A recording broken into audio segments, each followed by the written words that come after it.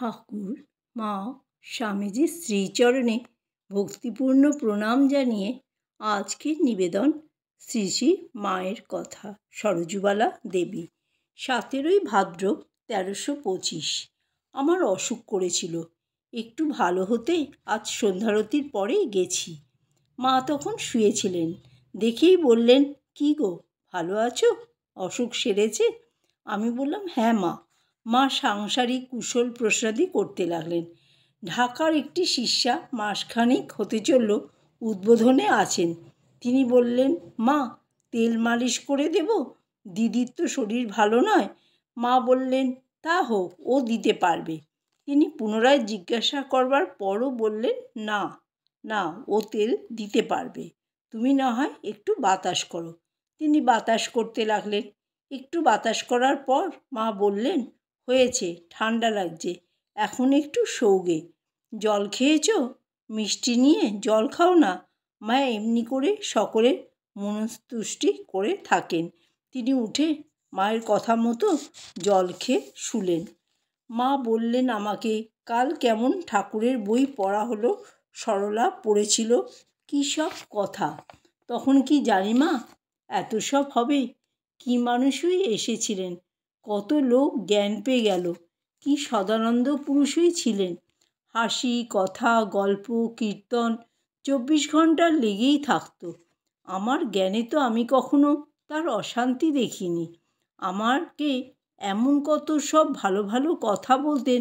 আহা, যদি লেখাপড়া জানতুম তাহলে অমনি করে সেই সব টুকে টুকে রাখতুম। কই গো সরলা, আজ আবার একটু পড়ো না। সরলাদি কথামৃত পড়তে লাগলেন। রাখাল মহারাজের বাবা এসেছেন, ওইখান থেকে পাঠ আরম্ভ হলো। পড়া শুনতে শুনতে মা বলছেন, ওই যে রাখালের কথায় তার বাপকে বললেন, যেমন ওল তেমন মুখিটি তো হবে। সত্যই তিনি অমনি করে রাখালের বাবার মন খুশি রাখতেন। তিনি এলেই যত্ন করে এটি ওটি দেখাতেন, খাওয়াতেন, কত কথা বলতেন। মনে ভয় পাছে রাখালটিকে ওখানে না রাখে নিয়ে যায়। রাখালের সৎমা ছিল। সেই যখন দক্ষিণেশ্বরে আসতো, ঠাকুর রাখালকে বলতেন, ওরে, ওকে ভালো করে দেখাশোনা যত্ন কর, তাহলে জানবে ছেলে আমাকে ভালোবাসে। পড়তে পড়তে বৃন্দেঝির লুচির কথা এলো। মা বললেন, হ্যাঁ গো, সে কি কম ছিল? তার জলখাবারের বরাদ্দের লুচি যদি কোনো দিন খরচ হয়ে যেত, তবে বকে অনর্থ করত। বলতো, ও মা, কেমন সব ভদ্রলোকের ছেলে গো, আমারটি সব খেয়ে বসে থাকে, মিষ্টিটাও পায় না। ওই সব কথা পাছে ছেলেদের কানে যায়, তাই ঠাকুর আবার ভয় করতেন। একদিন ভোরে উঠে এসেই নবতে আমাকে বলছেন, ওগো, বৃন্দের খাবারটি তো খরচ হয়ে গেছে, তা তুমি তাকে রুটি লুচি যা হয় করে দিও, নইলে এক্ষুনি এসে বকাবকি করবে। দুর্জনকে পরিহার করে চলতে হয়। আমি তো বৃন্দে আসতেই তাড়াতাড়ি বললুম, বৃন্দে, তোমার খাবার তৈয়ার করে দিই, খরচ হয়ে গেছে। তখন সে বললে, থাক, আর তৈয়ার করতে হবে না, এমনি দাও। তখন যেমন সিধে সাজায় তেমনি করে ঘি, ময়দা, আলু, পটল সব দিলুম। এক অধ্যায় পাঠ হলে সরলা দিদি গোলাপ মার সেবায় গেলেন। তার অসুখ।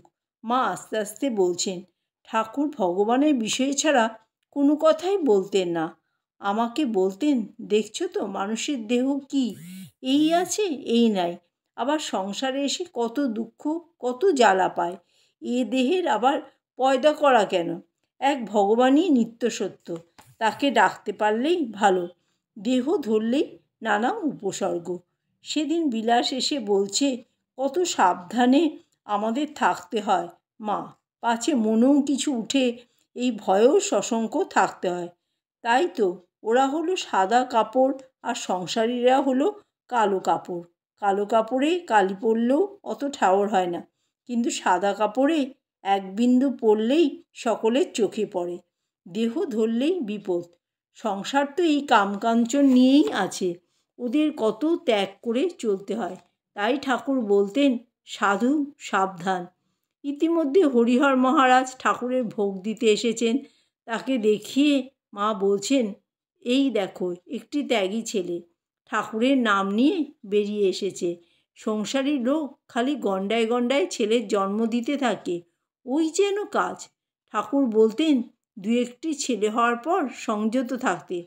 ইংরেজরা নাকি বিষয় বুঝে ছেলের জন্ম দেয়, যে এই সম্পত্তি আছে এতে একটি ছেলে হলে বেশ চলবে, এবং তাই হবার পর স্ত্রী পুরুষ দুজনে বেশ আলাদা আপন আপন কাজ নিয়ে থাকে। আর আমাদের জাতের মা হাসতে হাসতে বলছেন, কাল একটি বউ এসেছিল মা, গ্যাড়া গোড়া ছোট্টটি, তার কোলে পিঠে ছেলে, ভালো করে সামলে নিতেও পারছে না।